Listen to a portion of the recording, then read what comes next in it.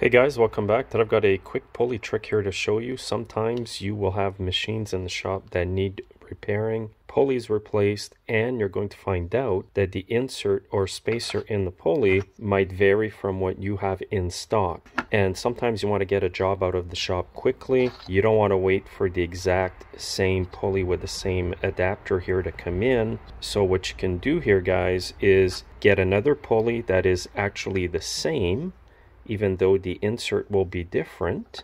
As you can see here, this is the exact same pulley. It goes on a Craftsman lawn tractor.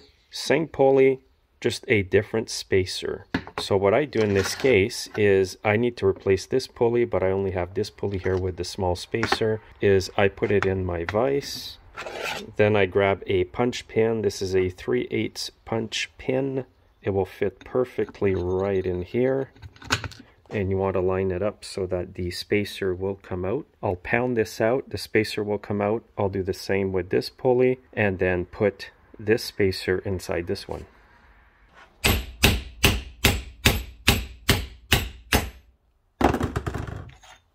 Here's the spacer.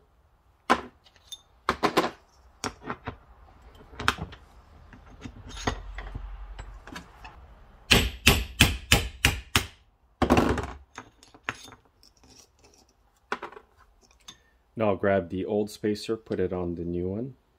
And what I will do here is put this spacer right in the vise. And I'll use it to support the bearing here.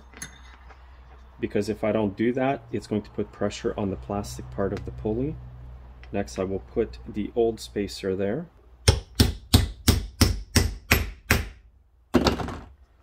And there you go.